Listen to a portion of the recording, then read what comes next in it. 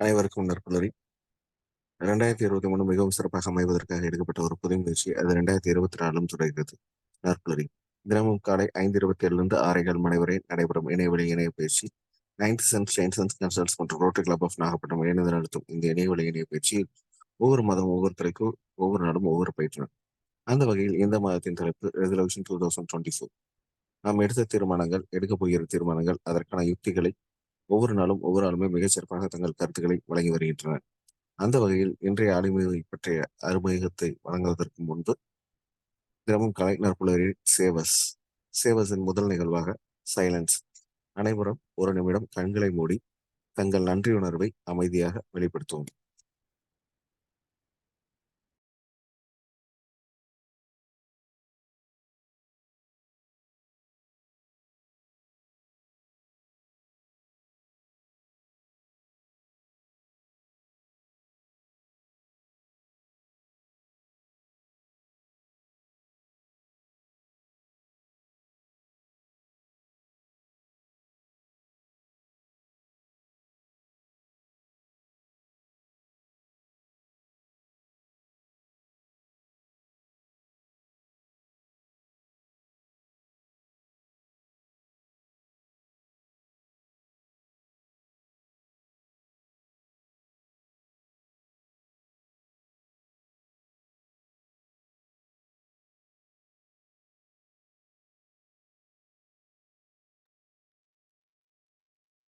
கண்களை மெல்ல திறக்கும். அடுத்ததாக ஏ அஃபர்மேஷன். நாம் அடைய வேண்டிய இலக்குகளை, சங்கல்பங்களை அடைந்ததாக நினைத்து வாய்விட்டு சத்தமாக மியூட் செய்து சொல்லி பார்ப்போம்.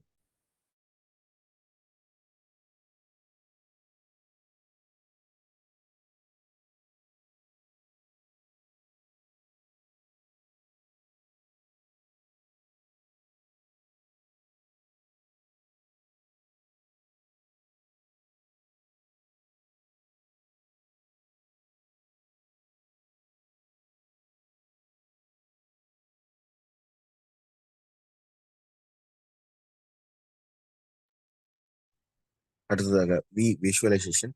நாம் அடைய வேண்டிய இலக்குகளை அடைந்ததாக நினைத்து அதனை அடைந்ததாக அனுபவித்து கண்களை மூடி காட்சிப்படுத்தி பார்க்கவும்.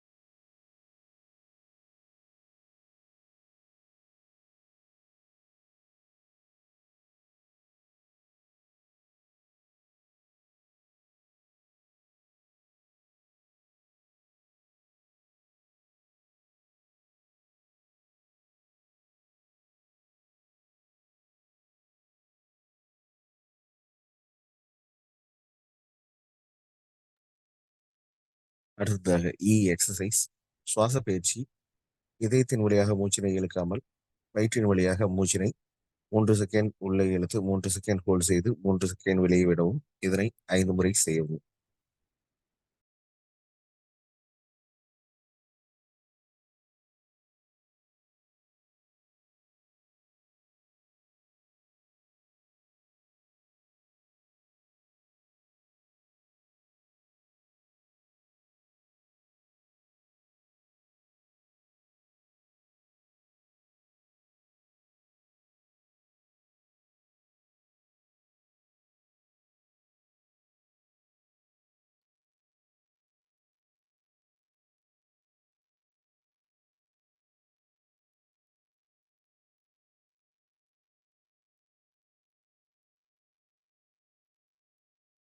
அடுத்ததாக ரீடிங். இன்றைய தலைவர் ஜாக்மா.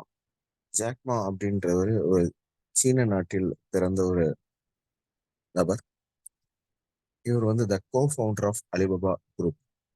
இன்னைக்கு அலிபாபா அப்படின்றது பிசினஸ் ஃபீல்ட்ல இருக்கக்கூடிய, ஆன்லைன்ல இருக்கக்கூடிய நபர்களுக்கு எல்லாருக்கும் தெரிந்த ஒரு நபர். ஆனால் ஒரு காலகட்டத்துல நிறைய ஸ்ட்ரகிள்ஸ், அதாவது ஒரு போலீஸ் வேலைக்கு போறாரு, அங்கேயும் ரிஜெக்ட் பண்ணப்படுறாரு. ஒரு செக்யூரிட்டி ஜாப் போறாரு, அங்கேயும் ரிஜெக்ட் பண்ணப்படுறாரு. 21 பேர் இன்டர்வியூ போறாங்க. 20 பேர் செலக்ட் ஆகுறாங்க. இவரு மட்டும் ரிஜெக்ட் ஆகுறாரு. இப்படி ஒரு பல மோசமான அனுபவங்களுக்கு சொந்தக்காரர். Is a pioneer in e-commerce, digital payments, and technology-driven financial services. His contribution have played a crucial role in shaping the Chinese tech landscape. So இப்படி நிறைய நல்ல விஷயங்களுக்கு சொந்தக்காரரான ஜாக்மாவை பற்றி தெரிந்து கொள்ள இணையத்தில் தகவறக்கம் செய்து படிக்கவும், இந்த மாதிரி பல தலைவர்களை பற்றி தெரிந்து கொள்ள வேர்ல்ட்ஸ் கிரேட்டஸ்ட் லீடர்ஸ் அப்படின்ற புத்தகத்தை வாங்கி படிக்கவும். அடுத்ததாக ஸ்கிரைபிங். நாம் அடைய வேண்டிய இலக்குகளை எந்த அளவு அடைந்திருக்கிறோம், அதை எப்படி அடையப் போகிறோம், நம் வாழ்க்கையில் ஒவ்வொரு நாளும் நாம் கற்றுக்கொண்ட பாடங்கள் என்ன இப்படின்றத ஜேர்னல் மூலயமா நம்ம எழுதி அந்த நாளை தொடங்கலாம். அந்த வகையில் சேவாஸ் என் நற்புலரி தினமும் காலை 6 நிமிடம் நாம் பார்த்து வருகிறோம். இந்த 6 நிமிடம் சேவாஸ் உங்கள் வாழ்க்கையில் ஒரு நல்ல மாற்றத்தை ஏற்படுத்தும் என்ற நம்பிக்கையுடன் இன்றைய ஆளுமை ஆளுமையை பற்றிய அறிமுகம். கள்ளக்குறிச்சி மாவட்டம் சங்கராபுரத்தை சொந்த ஊராக கொண்டவர். அடிப்படையில் ஒரு விவசாய குடும்பத்தை சேர்ந்தவர். குடும்பத்தில் கல்லூரி சென்று படித்த முதல் பட்டதாரி ஆவார். கடந்த 20 ஆண்டுகளுக்கும் மேலாக சென்னையில் வசித்து வருகிறார். கோவிட்-19 சூழ்நிலைக்கு பிறகு தொழில் நிமித்தம் சொந்த ஊரிலும் சென்னையிலும் என மாறி மாறி வசித்து வருகிறார். தமிழ்நாட்டின் பல்வேறு ஊர்களில் இருந்து பணி நிமித்தம் சென்னை வந்து குடியேறிய 25க்கும் மேற்பட்ட நபர்களை ஒருங்கிணைத்து 2012ஆம் ஆண்டு ஜேசிஐ சென்னை கிரேட்டர் சிட்டி என்ற அமைப்பை உருவாக்கி 2013 வரை சாசன தலைவர் பொறுப்பில் இருந்து நடத்தியவர். ஜேசிஐ இந்தியா மண்டலம் 16இன் மண்டல ஆட்சி மன்ற குழுவில் பணியாற்றியவர். அது சமயம் 2014ஆம் ஆண்டு நீட் பிளட் கால் ஜேசி திட்டத்தின் மண்டல ஒருங்கிணைப்பாளர் பொறுப்பிலிருந்து சென்னை, புதுச்சேரி மற்றும் தமிழகத்தின் பல்வேறு ஊர்களில் நடந்த உயிர் காக்கும் மருத்துவ அறுவை சிகிச்சைக்கு 130க்கும் மேற்பட்ட யூனிட்கள் ரத்தம் ஏற்பாடு செய்து கொடுத்த பெருமிதமிக்க அனுபவத்திற்கு சொந்தக்காரர். தேசிய அமைப்பின் சான்றிதழ் பெற்ற பயிற்சியாளர். பள்ளி மற்றும் கல்லூரிகளில் நூற்றுக்கணக்கான மாணவர்களுக்கு சாஃப்ட் ஸ்கில் ட்ரைனிங் வழங்கியவர். பிஎஃப்எஸ்ஐ என்று சொல்லக்கூடிய வங்கி நிதி சேவைகள் மற்றும் இன்சூரன்ஸ் துறையில் 20 ஆண்டுகளுக்கும் மேலாக முன்னணி நிறுவனங்கள் பலவற்றில் பல்வேறு பொறுப்புகளில் பணியாற்றிய அனுபவம் மிக்கவர். அந்த அனுபவத்தின் விளைவாக தற்போது சொந்தமாக மேற்படி அதே துறையில் முன்னணி நிறுவனங்களுடன் இணைந்து காப்பீடு மற்றும் முதலீடு ஆலோசனை மற்றும் சேவைகள் வழங்கும் தொழில் முனைவோராக செயல்பட்டு வருகிறார். பஞ்ச்குருகுலம், நிக்கில் ஃபவுண்டேஷன் போன்ற அமைப்புகளில் துவக்க காலம் முதல் உறுப்பினர் மற்றும் பயிற்சியாளராக செயல்பட்டு வருகிறார். இந்தியாவின் இபிஎஸ் குரு என்று அழைக்கப்படும் ஜேசிஐ செனட்டர் பிஜி ராஜன் அவர்களை நிறுவனராக கொண்ட தி 1234 ஃபவுண்டேஷன் அமைப்பின் கள்ளக்குறிச்சி நாடாளுமன்ற தொகுதியின் செனட்டர் பொறுப்பிலும் இருந்து சேவை பணிகளை செய்து வருகிறார். இந்த மாதிரி இன்னும் பல நல்ல விஷயங்களுக்கு சொந்தக்காரரான இவர் நற்புலரில் ஆரம்பிக்கப்பட்ட முதல் நாளிலிருந்து இன்று வரை இதன் வெற்றிக்கு முக்கிய காரணமாக இருக்கக்கூடிய நபர்கள் இவரும் ஒருவராக இருந்து நற்புலரியின் கோஆர்டினேட்டர்களில் ஒருவராக இருந்து மிகச் சிறப்பாக செயல்பட்டும் வரும் இவர் இங்கிருக்கும் அனைவருக்கும் பரிச்சயமான ஒரு நபர். ஆம், இன்றைய ஆளுமை நம்முடைய நற்புலரியின் ஒருங்கிணைப்பாளர் லட்சுமி நாராயண் சார் அவர்களை அறிமுகப்படுத்துவதில் நற்புலரியும் நானும் பெருமிதம் கொள்கிறோம். Sir, this floor is yours. Please welcome sir. மிக்க நன்றி குமரேஷன் சார் அவர்களே. இனிய நற்புலரி வணக்கங்கள் நண்பர்களே. இந்த அதிகாலை வேளையில் நற்புலரி தளத்தில் இணைந்திருக்கக்கூடிய ஒவ்வொரு பங்கேற்பாளர்களையும் அனைவரையும் நான் வரவேற்று வணக்கம் கூறி அவர்களை மிகுந்த உற்சாகத்துடன் வரவேற்பதில் பெருமகிழ்ச்சி அடைகின்றேன். அதிகாலை பொழுதில் நல்ல விஷயங்களை நாள்தோறும் கற்றுக்கொள்ள வேண்டும் என்ற உயர்ந்த நோக்கத்தில் இந்த நற்புலரி தளம் துவக்கப்பட்டு இன்று வரை மிக சிறப்பாக வெற்றிகரமாக இந்த நிகழ்வு நடந்து கொண்டிருக்கிறது என்று சொன்னால் அதற்கு பங்கேற்பாளரான உங்களுடைய பங்களிப்பு இல்லாமல் அந்த வெற்றிகரமான நிகழ்வு நடந்திருக்க வாய்ப்பே இல்லை என்றுதான் சொல்ல வேண்டும். அந்த அளவுக்கு மிக சிறப்பாக தங்கள் பங்களிப்பை தொடர்ந்து வழங்கி கொண்டிருக்கின்றீர்கள். 395வது நாளாக இன்று நான் இந்த தளத்தில் இங்க இந்த மாதத்திற்கான தலைப்பான தி ரெசல்யூஷன் 2024 தீர்மானங்கள் 2024 என்கிற தலைப்பின் கீழ் உங்களிடம் பயிற்சியும் கலந்துரையாடலும் செய்ய வந்திருக்கின்றேன். இந்த வாய்ப்பை வழங்கிய நற்புலரி நிறுவனர் குமரேசன் அவர்களுக்கு மீண்டும் ஒரு முறை நன்றி தெரிவித்து நம்ம இப்போது பயிற்சிக்கு செல்வோம். நண்பர்களே, தி ரெசல்யூஷன் என்பது 2024ல் இதுவரை சற்றேறக்குறைய இன்று 30ஆம் தேதி, இன்றைய நாள் வரை, நேற்று வரை 29 பேர், ஃபவுண்டர் குமரேசன் உள்ளிட்ட 29 பேர் தனது கருத்துக்களை மிக சிறப்பாக வழங்கி வந்திருக்கிறார்கள். இன்று 30ஆம் நாள் நான் என்ன 30ஆம் தேதி, அதாவது இன்று நான் என்ன வழங்கிவிடப் போகின்றேன் அப்படின்ற ஒரு மிகப்பெரிய எதிர்பார்ப்பு இருக்கலாம். காரணம் என்ன என்றால், மீண்டும் மீண்டும் ஒரு விஷயம் மீண்டும் மீண்டும் சொல்லப்பட்டு கொண்டிருக்கிறது என்று சொன்னால், அது என்னவென்று சொன்னால், அ ஒரு விஷயத்தை தீர்மானமாக உறுதியாக எடுத்துக்கொண்டு அதை தொடர்ந்து பின்பற்ற வேண்டும். அந்த தீர்மானம் தான் வெற்றி பெறும். அதுதான் நமக்கு பயனளிக்கும். நம் எதிர்கால வாழ்க்கையை வலு சேர்க்கும் என்று அனைவரும் சொல்லி வருகின்றார். இந்த விஷயத்தை பொறுத்தவரை நான் 2 விஷயங்களாக பார்க்கிறேன். அகத்திலிருந்தும் பார்க்கிறேன், புறத்திலிருந்தும் பார்க்கின்றேன். நமக்குள் நடக்க வேண்டிய விஷயங்கள் என்னென்ன? நமக்கு வெளியே நடக்க வேண்டிய விஷயங்கள் என்னென்ன? இதுவரை கூறிய நண்பர்கள் அனைவரும் நம் புறம் அதாவது நமது தனி மனிதராக இருக்கக்கூடிய நம்மை தாண்டி வெளியில் நமக்கு கிடைக்க வேண்டிய விஷயங்கள், அந்த விஷயங்களே பெரிதாக பேசியதாக நான் கருதுகின்றேன். அதனால் என்னுடைய நடைமுறை வாழ்க்கையில் நான் பயன்படுத்தி வருகின்ற விஷயங்கள், அது நமக்கு அகத்திற்குள் எந்த அளவுக்கு மாற்றங்களையும், அ ஒரு நல்ல விஷயங்களையும், முன்னேற்றங்களையும் ஏற்படுத்த வேண்டும் என்ற அடிப்படையில் என்னுடைய இன்றைய பயிற்சியும், கருத்துரையும் இருக்கும் என்று நான் கருதுகின்றேன்.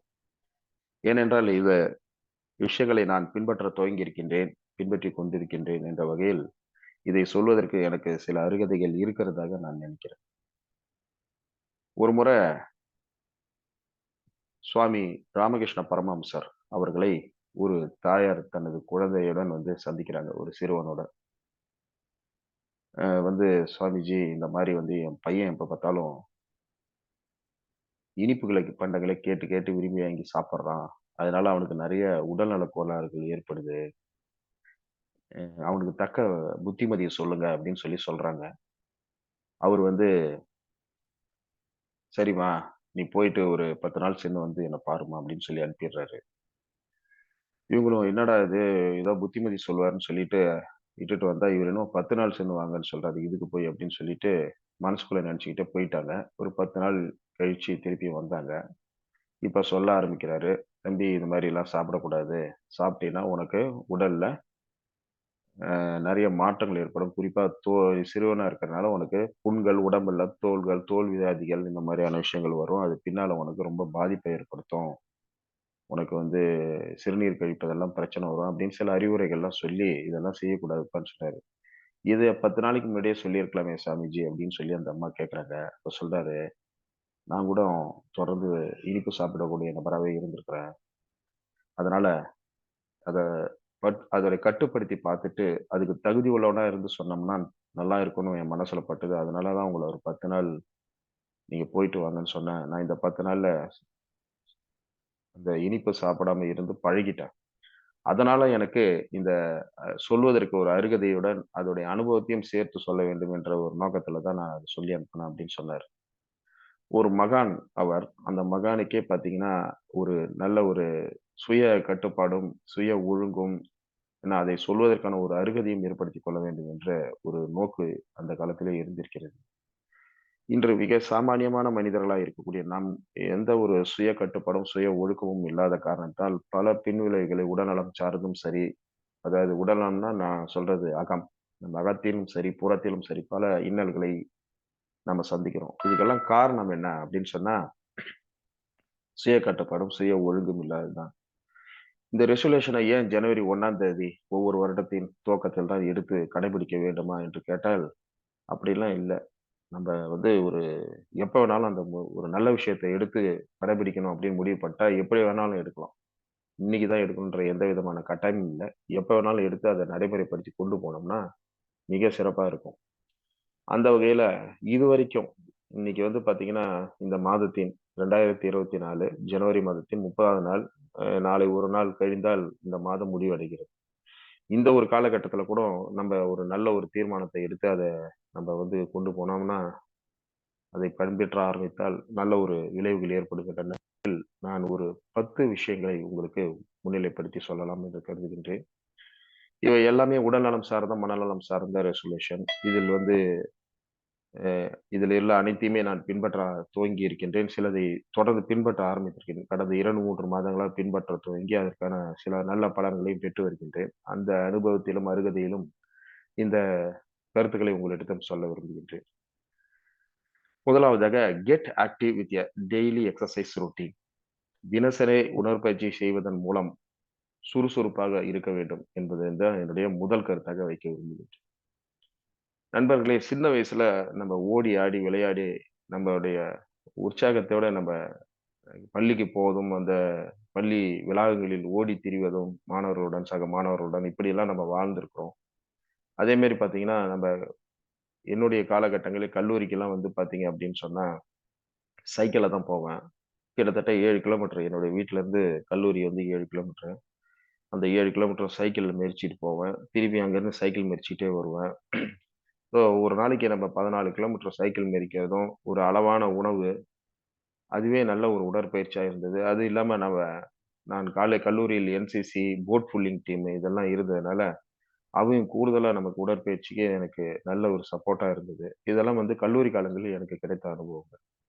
இவை காலப்போக்கில் நாம் வந்து வேலை, தொழில் என்று வரும்போது பார்த்தீங்கன்னா, இது சுத்தமா நமக்கு இருக்கிறதில்ல. அதன் விளைவாக என்னன்னா, நம்ப நம்ப நெறைய விஷயங்கள இழந்துட்டு, உடல்ல வந்து சில மாற்றங்களை தேவையில்லாம ஒபிசிட்டி அந்த மாரி விஷயங்கள நம்ம அடையறதுக்கு காரணமாயிடுது. குறிப்பாக பார்த்தீங்கன்னா, இந்த கோவிட் வந்ததுக்கப்புறம் உடல் எடை ஒரு 10, 12, 15 கிலோ வரைக்கும் கூடியது என்னமோ உண்மை. இதை மீண்டும் குறைக்கும் முயற்சியில ஈடுபட்டு, இப்பொழுது ஒரு நாளைக்கு உணவு கட்டுப்பாடுகள் சிலதெல்லாம் ஏற்படுத்தி, ஒரு 3 கிலோ வரைக்கும் இந்த 2 மாதத்தில் குறைந்திருக்கின்றேன். அதை தொடர்ந்து பின்பற்றியும் வருகின்றேன். ஓகேங்களா? அதனால உடற்பயிற்சின்றது எப்படி வேணாலும் இருக்கலாம். ஒரு யோகாசனமாக இருக்கலாம். அல்லது வந்து இப்ப நெறைய காயகல்ப பயிற்சி என்று சொல்கிறார்கள். மனவளக்கலை மன்றத்தில் வைத்து நடத்துகிறார்கள். எல்லா ஊரிலும் கிளை அமைப்புகள் வைத்து. அந்த மாரியான விஷயங்களை கற்றுக்கொண்டு, தொடர்ந்து ஏதாவது உடற்பயிற்சிகளை செய்வதன் மூலமாக, சில மூச்சு பயிற்சிகள் அனைத்தையும் செய்வதன் மூலமாக, தொடர்ந்து ஒரு உடலை ஒரு சீராக வைத்துக் கொள்ளக்கூடிய ஒரு வாய்ப்பு கிடைக்கும். அதுதான் நான் முதல் ரெசல்யூஷனா எடுத்துக்கொண்டு, உடல் பயிற்சி, நடைப்பயிற்சி இது ஏதேனும் ஒன்றை ரொட்டீனாக செய்ய வேண்டும். இடைவிடாமல் செய்ய வேண்டும் என்பது என்னுடைய முதல் விஷயமாக இங்க சொல்ல கடமைப்பட்டிருக்கேன். அடுத்து 2வது விஷயமா நான் சொல்றது, eat more fruits and veggies and less processed food. அதிக பழங்கள் மற்றும் காய்கறிகள் இவற்றை எடுத்துக்கொள்ளுங்கள். ஆனால் குறைந்த பதப்படுத்த உணவுகளை மட்டும் சாப்பிடுங்கள். பதப்படுத்தப்பட்ட உணவுகள் என்றால், நம்ம இன்னைக்கு வந்து ஃப்ரிட்ஜில நெறைய பொருட்கள வச்சு 2 நாள், 3 நாள், 1 வாரம், ஏன் 1 மாதமா வைத்து கூட சிலர் சாப்பிட்டுக் கொண்டிருக்கிறார்கள். இப்ப ஒரு ஷிப்ல பயணிக்கிறவங்க பார்த்தீங்க அப்டின்னா, அவங்களுக்கெல்லாம் பார்த்தீங்கன்னா, எல்லாம் ப்ராசஸ்டு அந்த ப்ரான்ஸ்டு ஃபுட்டுன்னுவாங்க. அதாவது வந்து குளிர்பதன அறையில வச்சு எடுத்து அத வந்து சமைச்சு சாப்பிடக்கூடிய ஒரு சூழல் தான் ஏற்படும். காரணம் என்னன்னு சொன்னா, அவங்க வந்து தொடர்ந்து வந்து நாள் கணக்கில், மாத கணக்கில் கப்பல்களில் பயணம் செய்யும்போது, ஒவ்வொரு கடற்கரை துறைமுகத்தை அடையும்போது தான் அவர்கள் புதிதாக பொருட்கள் உள்ளே வந்து சேரும். அதுக்கப்புறம் அது திருப்பியும் எடுத்துக்கொண்டு கிளம்புனாங்கன்னா, அடுத்து ஒரு 10 நாளோ, 15 நாளோ கடல் மார்க்கமாக போய் கொண்டிருக்கும்போது கிடைக்கும். இது வந்து அவங்களுக்கான ஒரு தவிர்க்க இயலாத விஷயம். ஆனா நம்ப ஒரு நல்ல சர்ஃபேஸ்ல வாழக்கூடிய நமக்கு, நல்ல ஒரு தினமுமே வாங்கி சாப்பிடக்கூடிய காய்கறிகளும் சரி, உணவு பதார்த்தங்களையும் வாங்கி சாப்பிடக்கூடிய உள்ள சூழல்கள் அமைதியா நல்ல அமைப்பு இருந்தா கூட, நெறைய பேரு வந்து 1 வாரம், 1 மாதம் இப்படியெல்லாம் வச்சுக்கிட்டு சாப்பிடுறதுனால தான் நெறைய பின்விளைவுகள் ஏற்படுதா மருத்துவர்களுடைய அறிக்கைகளும் சரி, நெறைய மருத்துவ பேட்டிகளும், கட்டுரைகளும் நம்ம படிக்க வாய்ப்பு கிடைக்குது. இத தவிர்க்கணும் அப்படின்னு சொன்னா, அ இந்த மாரி உணவு பழக்கங்கள்ல ஒரு நல்ல ஒரு மாற்றம் வேணும். அந்த வகையில் நான் ஒரு நாளைக்கு 2 வேளை மட்டுமே சாப்பிடுகின்றேன். காலையில் சாப்பிடுவேன் என்று சொன்னால், அதுடன் மாலை ஒரு 7 மணி, 7:30 மணி அளவில் இரவு உணவு எடுத்துக் கொள்கின்றேன். இதன் மூலமாக தான் நான் உடல் எடை குறைக்கின்றேன். இடையில் ஏதேனும் சாப்பிடுவேன் என்றால் பழங்கள், அ காய்கறி சாலட்டுகள், ஒரு வெள்ளரி பிஞ்சு, கேரட்டு, பீட்ரூட் இந்த மாரியான ஒவ்வொரு நாளைக்கும் ஒவ்வொன்னு சில துண்டுகளை எடுத்து சாப்பிடுவது நல்லது.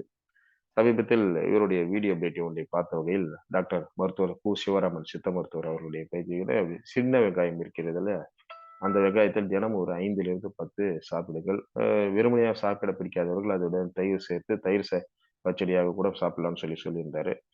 நான் முடிந்த அளவுக்கு தயிரை அது சின்ன வெங்காயத்தை நான் சாப்பிட முயற்சி செய்து, அதை ஏதேனும் வகையில் உணவில் சேர்த்துக்கொண்டு சாப்பிட்டு வருகிறேன். அதை கூடுமான வரை பச்சையாக சாப்பிட சொல்கிறார். அந்த வகையிலும் நான் கூடுமான வரை பச்சையாக வெ வெங்காயங்களை சாப்பிடுவேன். ஏன்னா சிலருக்கு பிடிக்காது. அது வாய் துர்நாற்றம் வீசும் அப்படின்னு. அதெல்லாம் கொஞ்சம் உடல் நலம் நோக்கில் அதை சாப்பிட ஆரம்பித்தால் மிக நல்ல பலன்களை கொடுக்கும் என்பதனை நான் அனுபவபூர்வமாக உணர்ந்து வருகிறேன். அதையும் செய்து வருகின்றேன். அடுத்து பிராக்டிஸ் மைண்ட்ஃபுல்னஸ் மெடிடேஷன். அதாவது பார்த்தீங்கன்னா, பிராக்டிஸ் மைண்ட்ஃபுல்னஸ் த்ரூ மெடிடேஷன். நண்பர்களே, தியானத்தின் மூலம் நினைவாற்றல், மன ஒருமைப்படுத்தல் விஷயங்களை மிக சிறப்பாக செய்யக்கூடிய ஒரு பயிற்சி நமக்கு கிடைக்கும். குறிப்பாக சொன்னா, தியானம் வந்து மனசு எவ்வளோ பெரிய அ கொந்தளிப்பான மனநிலை உள்ளவர்கள், அதாவது நம்ம வந்து அலைபாய்ந்து கொண்டிருக்கும் மனத்தை கூட ஒருமுகப்படுத்தி கட்டுப்படுத்த வேண்டும்னு சொன்னா, அமைதியா உட்காந்து நம்ம மூச்ச கவனிச்சாலே போதுங்க. அது ஒரு சிறந்த பயிற்சி. மனசு வந்து எவ்வளோ பெரிய கொந்தளிப்பா இருந்தாலும் சரிதான். நீங்க வந்து மூச்ச கவனிங்க அப்படின்னு சொல்லிட்டு சொல்லுவாங்க. அந்த வகையில பார்த்தீங்க அப்படின்னு சொன்னா, என்னுடைய நண்பர் வந்து யோகா கண்ணன் சொல்லிட்டு இருக்காரு. நம்ம கடந்த ஆண்டு கூட அ உலக யுனிவர்சல் யோகா தினத்து அன்னைக்கு நம்ம நண்பர் வந்து யோகா கண்ணன் ஓசூரிலிருந்து இணைந்து இங்க பயிற்சியெல்லாம் வழங்குனாரு நம்ம உறுப்பினர்களுக்கு. அது ஒரு நல்ல ஒரு யோகாசன பயிற்சி. அவரு அடிக்கடி எனக்கு சொல்லுவாரு என்னன்னா, அமைதியா டென்ஷனா வந்தீங்கன்னா, அமைதியா உட்கார்ந்து சுவாசத்த பாருங்க ஜி. உங்களுக்கு எல்லா மனசுக்குள்ள இருக்கிற எல்லா கஷ்டங்களும் சரி, எல்லா விதமான கொந்தளிப்பு, உணர்ச்சி வசப்படுற தன்மை அனைத்தும் வந்து குறைஞ்சு உங்களுக்கு வந்து உடல் வந்து ரத்த ஓட்டம் ஒரு சீரா ஆக ஆரம்பிக்கும். மன அழுத்தம் வந்து குறைக்கும். ஸ்ட்ரெஸ் ஃப்ரீயா இருப்பீங்க அப்படின்னு சொல்லுவாரு. இதை நான் பல நேரங்கள்ல செய்து பார்த்திருக்கிறேன். அமைதியா உட்கார்ந்து மூச்ச மட்டுமே கவனிக்கணும். மூச்சு எப்படி உள்ள போகுது, நுரையீரலுக்குள்ள எப்படி வெளியேறுது. அது அந்த மூச்சு காத்துக்குள்ள நம்ப இணைந்து உள்ள போனா எப்படி இருக்கும்? உள்ள என்னென்ன பார்ப்போம், வெளிய என்ன பார்ப்போம். இத அப்படியே அப்ப நினைக்க ஆரம்பிச்சோம்னா, மற்ற விஷயங்கள் அனைத்தும் நமக்கு வந்து அ அ குறைஞ்சு மன அழுத்தம் வந்து ஒரு சீராவறத நம்ம பல நேரங்கள்ல பார்க்குறோம். அந்த வகையில் நண்பர்களே, நீங்க வந்து இந்த ம் அமைதியான முறையில உட்கார்ந்து சுவாசத்தின் மூலமாக, தியானத்தின் மூலமாக, அதை பயிற்சி செய்வதன் மூலமாக ஒரு நல்ல ஒரு மனநிலையை பெறலாம். நான் இப்ப சொல்லிட்டு இருக்க ஒவ்வொரு பாயிண்ட்டும் பார்த்தீங்கன்னா, அகம். மனிதன் நம்ம சாப்பிடும் உணவு மற்றும் நமது சிந்தனை, நமக்குள்ள செய்து கொள்ள வேண்டிய விஷயங்கள் மூலமாக எப்படி ஒரு வெற்றிகரமான மனிதராக மாறலாம்? உடல்நலத்தை எப்படி பேணலாம்? இந்த அடிப்படையில் மட்டுமே நான் பேசிக் கொண்டிருக்கின்றேன். ஏன்னா, நாம் புறக்கவர்ச்சியான காரு, பங்களா, வீடு, நமக்கு தோட்டம் தொரவு, அ இந்த மாரி நெறைய புறக்கவர்ச்சியான விஷயங்களை மட்டுமே நாம் ரெசல்யூஷனாக எடுத்துக்கொள்ள வேண்டும் என்ற கட்டாயம் இல்லை. நம்ம வாழும் வாழ்க்கையில் நம்ம வந்து நம்ம உடலுக்காகவும், நம்ம உள்ளத்திற்காகவும், மனதிற்காகவும், அதில் வெற்றிகரமான ஒரு மனிதராக மாறுவதற்கு, அதன் மூலமாக நம்ம குடும்ப உறவுகள், வெளி உறவுகள், வணிக உறவுகள் அனைத்திலும் மேம்பட்டு நிற்பதற்கான ஒரு ரெசல்யூஷன். அந்த வகையில் அடுத்ததாக நம்ம 5வது பாயிண்ட்டாக பார்க்க வேண்டியது, நான் ஏற்கனவே சொன்னது மாரி 4வது point manage stress through uh uh practice mindfulness through meditation 3வது. இப்ப 4வது பாயிண்ட்டாக manage stress through regular breaks. நெறைய பேருக்கு பார்த்தீங்கன்னா, ஸ்ட்ரெஸ் ஏற்படுது. குறிப்பா வந்து பார்த்தீங்கன்னா, இந்த சாஃப்ட்வேர் இண்டஸ்ட்ரியில ஒர்க் பண்ற பீப்பிள்ஸ் எல்லாமே வந்து ஸ்ட்ரெஸ் ஆயிடுறாங்க. காரணம் என்ன அப்டின்னா, லேட் நைட் வரையும் கண்ணு முழிச்சு ஒர்க் பண்றாங்க. திருப்பியும் வந்து காலையில வந்து உள்ள வந்தாங்க, ஆஃபீஸ்க்குள்ள வந்தாங்கன்னா, எப்ப வெளிய போறாங்கன்னு தெரியாது. ஒரு ப்ராஜெக்ட்ட முடிக்க வேண்டிய ஒரு கட்டாயத்துல இருக்கிறாங்க. அதனால பயங்கர ஸ்ட்ரெஸ். அதன் மூலமாக அவருக்கு டயபெட்டிக், சுகரு, அப்புறம் வந்து கொலஸ்ட்ரால் இந்த மாரி பல உணவு பழக்கவழக்கங்கள்ல ஒரு மோசமான சூழல் இவற்றின் காரணமாக மிக மோசமான ஒரு உடல்நல கோளாறுகளை அவர்கள் பெற்றுக் கொண்டிருக்கிறார்கள். அதை நான் பிராக்டிகலாக நெறைய நண்பர்கள் வாழ்க்கையில் நான் பார்த்து நான் அதிர்ச்சியும், அ வருத்தமும் அடைந்திருக்கின்றேன். அந்த வகையில பார்த்தீங்க அப்படின்னு சொன்னா, அ அந்த ஸ்ட்ரெஸ்ல இருந்து குறைக்கணும் அப்படின்னா, நான் வந்து சில டாக்டர்ட்ட பேசின வகையில, ஒரு 1 ஹவருக்கு ஒரு வாட்டி எழுந்து கொஞ்சம் வெளிய ரிலாக்ஸா வரணுன்றாரு. அந்த ஏசி ரூம்லேருந்து வெளிய வந்து, கொஞ்சம் வந்து ஆகாயத்த பார்க்கறது, கொஞ்சம் வெளிய வந்து செடி கொடிகள பார்க்கறது, இந்த மாரியான விஷயங்கள் எல்லாம் நம்ப பார்க்கறது மூலியமா, அந்த ஸ்ட்ரெஸ்ல இருந்து ஃப்ரீ ஆகணும். 2வது தொடர்ந்து எப்பயுமே மானிட்டர பார்க்கறதுனால மிக விரைவில வந்து கண்ணு கெட்டு போகுது. இப்பலாம் வந்து பார்த்தீங்கன்னா, ரொம்ப குறுகிய அப்பலாம் 60 வயசுக்கு மேல இருக்கிறவங்களுக்கு தான் வந்து கேட்ராக்ட் சர்ஜரி பண்ணக்கூடிய ஒரு சூழல் இருந்தது. இப்ப 40, 45, 50 வயதுக்கு உள்ளவர்களுக்கே வந்து பார்த்தீங்கன்னா, கேட்ராக்ட் சர்ஜரி பண்ணக்கூடியதுன்னா, அங்க மேல வந்து அந்த படலம் வந்து படிஞ்சு கண் வந்து பார்வைக்கு மிகவும் மோசமான ஒரு சூழல போறனால, அ தொடர்ந்து மானிட்டர் அதெல்லாம் பார்க்கறத எ அ தவிர்க்கணும். ஏன்னா, நான் டாக்டர்ட்ட எவ்ரி 1 1/2 இயர்ஸ் ஒரு வாட்டி செக் பண்ணுவேன். என்னுடைய கண்ண வந்து அவரு செக் பண்ணி பார்த்துட்டு சொன்னாரு, "உங்க கண்ணு வறண்டு போயிருக்கு. காரணம் தொடர்ந்து நீங்க சாஃப்ட்வேர்ல ஏதாவது ஒர்க் பண்றீங்களான்னு?" கேட்டாரு. "இல்லைங்க நான் சாஃப்ட்வேர்ல ஒர்க் பண்ணல. நான் சேல்ஸ் அண்ட் மார்க்கெட்டிங்ல தான் இருக்கேன். இருந்தாலும் நம்ம அடிக்கடி மொபைல்களையும் கெட்ஜெட் பார்க்கறது, மற்றும் கேட்ஜெட்ஸ்லாம் யூஸ் பண்றது. அதனால அதையே பார்க்கறதுனால வந்தது" அப்படின்னு சொன்னாரு. அது பிறகு அவரு வந்து எனக்கு ஒரு டிராப்ஸ் எழுதி குடுத்தாரு. அந்த டிராப்ஸ வந்து யூஸ் பண்ண ஆரம்பிச்சு, நான் பார்த்தேன். இது ஒண்ணும் ஒரு பெரிய விஷயம் இல்ல. இது ஒரு கெமிக்கல். இதுக்கு மேல நம்ம வந்து ஒரு விளக்கெண்ணெய டெய்லி 2, 2 சொட்டு கண்ல போட்டுக்கிட்டா நல்லா இருக்குமேன்னு நெனைச்சேன். அதை தாண்டி நம்ம செய்ய வேண்டிய விஷயம் என்னன்னா, கேட்ஜெட்ட உற்று பார்க்க நம்ம அப்பப்ப கொஞ்சம் இப்படி நிமிர்ந்து, கொஞ்சம் வெளிய அப்பப்ப பார்த்துக்கிட்டோம்னா, கண்ணுல இந்த மாரி ஒரு பிரச்சனை ஏற்படாது. அதனால நான் சொல்ல வருவது என்னன்னா, பேனேஜ் ஸ்ட்ரெஸ் த்ரோ ரெகுலர் பிரேக்ன்ற இடத்துல எழுந்து வெளிய நடக்கணும். எந்த ஒரு ரொட்டீன் ஒர்க் நான் பண்ணிட்டு இருந்தா கூட, ஈவன் ஒரு சமையல் கட்டுல சமைச்சுக்கிட்டே இருந்தா கூட, ஒரு நீண்ட ஒரு சமையல் பயணம் போகுது. ஒரு 1 ஹவர், 2 ஹவர்னா கூட கொஞ்சம் எழுந்து ரிலாக்ஸா வந்து தோட்டத்து பக்கமோ, இல்ல வெளிய வந்து பால்கனி பக்கமோ இருந்து, கொஞ்சம் ரிலாக்ஸ் பண்ணிட்டு, கொஞ்சம் சாலைகள்ல போறவங்கள பார்க்கறது, வெளிய ஆகாயத்த நிமிர்ந்து பார்க்கறது, இந்த மாரி விஷயங்கள்லாம் செய்யணும். அது லேடீஸ், ஜென்ட்ஸ் யாரா இருந்தாலும் அவங்கவங்க வேலைக்கு தகுந்த மாரி கொஞ்சம் அதெல்லாம் செய்யும்போது ஸ்ட்ரெஸ் குறையும் அப்படின்றது அனுபவபூர்வமான உண்மை.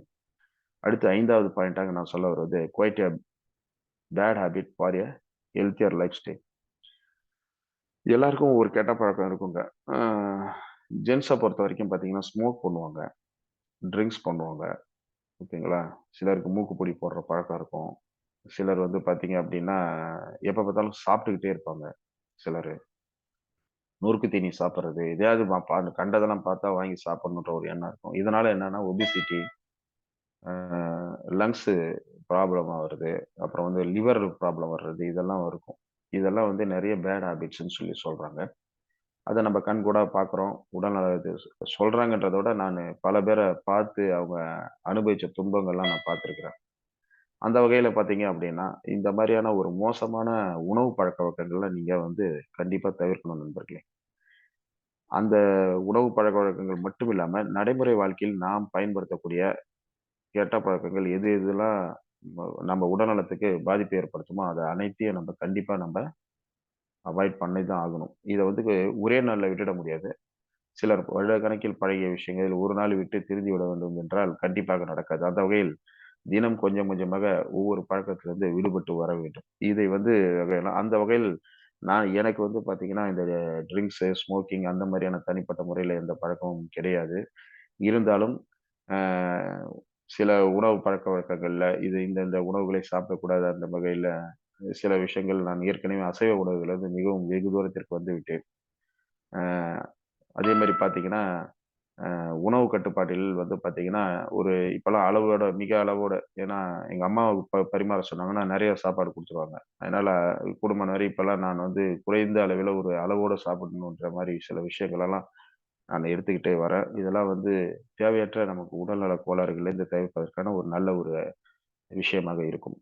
அடுத்து 6வது point drink a more water or stay ஹைட்ரேட்டடா இருக்கணும். நெறைய பேருக்கு பார்த்தீங்கன்னா, தோல் வளர்ச்சியா இருக்கு. காரணம் என்ன அப்டின்னா, தண்ணிய அதிகமா குடிக்க மாட்டாங்க. அதனால என்ன பண்ணுவாங்க, டீ அதிகமா சாப்பிடுவாங்க. ம் நமக்கு இயற்கை குடுத்திருக்கக்கூடிய ஒரு அருமையான வரப்பிரசாதம், நல்ல குளிர்ந்த நல்ல ஒரு வார்ம் வாட்டரோ, இல்ல குளிர்ந்த வாட்டரோ இத மட்டும் குடிச்சா போதும். பானையில வச்சு குடிப்பாங்க. சிலருக்கு வந்து சளி பிடித்துக் கொள்ளும் அப்டின்னு சொன்னாங்கன்னா, ஒரு வார்ம் வாட்டர் சாதாரணமான அந்த காலத்துலலாம் ஒரு பித்தளை தவலையில, ஒரு செப்பு தவலையில வைத்திருந்து குடிப்பார்கள். இப்போது அனைவர் வீட்லயும் எவர்சிலர் குடம் போய் இப்ப வந்து எவர்சிலர் ட்ரம்ம இன்னும் கேட்டீங்கன்னா, பிளாஸ்டிக் குடத்தெல்லாம் சிலர் வச்சு குடிச்சிட்டு இருக்காங்க. ஸோ வந்து இந்த மாரி பிளாஸ்டிக் இதுலலாம் வைக்கிறத தவிர்த்துட்டு, ஒரு நல்ல செப்பு தவலை, செப்பு யானைகள்ல வைத்து, நல்ல தண்ணீர வந்து அப்பப்ப குடிக்கணும். ஒரே ஒரே டைம்ல ஒரு 1/2 லிட்டர், 1 லிட்டர் அப்படி குடிக்காம, ஒரு 10 நிமிடங்களுக்கு ஒரு 15 நிமிடங்களுக்கு ஒரு ஒரு கொஞ்சமா ஒரே ஒரு சிப்பு எடுத்து கொஞ்சம் குடிச்சுக்கலாம். அது மாரி ஒரு நாளைக்கு கொஞ்சம் கேப் விட்டு தண்ணி குடிக்கும்போது, ஒரு நாளைக்கு அதிகபட்சம் 2லேருந்து 2 1/2 லிட்டர் தண்ணி நமக்கு உள்ள போகும். அதன் மூலமாக நம்மளுடைய உடல் ஒரே சீராக இருக்கும். 2வது வந்து உடம்புக்கு ரொம்ப நல்லது. அந்த வகையில பார்த்தீங்கன்னா, நான் சாப்பிடும்போது இடையில எந்த தண்ணியும் குடிக்கிறதில்ல.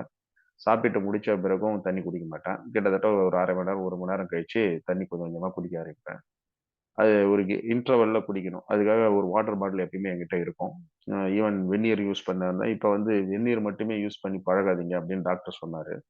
கொஞ்சம் அப்பப்ப நீங்க வார்ம் வாட்டரும், குளிர்ந்த நீரும் சாப்பிட்டு பழகுங்க. ஏன்னா எல்லா டைமும் உங்களுக்கு வெந்நீர் கிடைக்காது. அந்த மாரி நேரங்கள்ல நீங்க வந்து வேற மாரியான பிரச்சனைகள்லாம் வரும்.